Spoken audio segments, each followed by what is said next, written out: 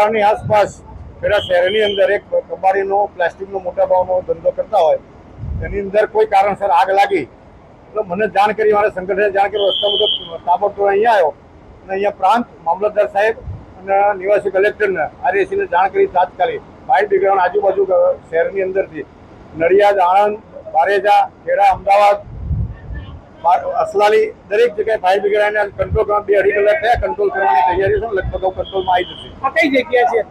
ખેડા શહેરની અંદર અંબિકા કંપનીની સામે, સિવિલની સામે અંદર પ્લાસ્ટિક જ મોટા ભાગનું કબાડી વર્ષો જૂનું કે કબાડીનો ધંધો કરતા હોય, વર્ષોથી અમે ભરી મૂક્યું અને બાજુમાં અનાજની ખરીદીની લેવડનો ધંધો કરતા અનાજ પણ હતું, જેના કારણે પ્લાસ્ટિક અતિશય વધારે હોય એટલે કંટ્રોલમાં જો આપવા વાર લાગે છે, પણ હવે કંટ્રોલમાં આવી જશે. કોઈ મોટું નુકસાન, કોઈ જાનહાનિ નથી કાકા. કબાડીનો માલ, કોઈ બીજી જાનહાનિ નહીં, પણ કબાડીનું હતું મોટા ભાગે અંદર અને રેસિડેન્ટથી દૂર હતું, શહેરની અંદર હતું પણ રેસિડેન્ટ કોઈ નતા એટલે કોઈ જાનહાનિનું નુકસાન નથી.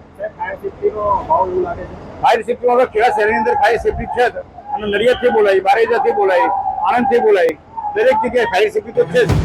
ખબર છે આ ગબ્બર કુદા છે એવું ને આજે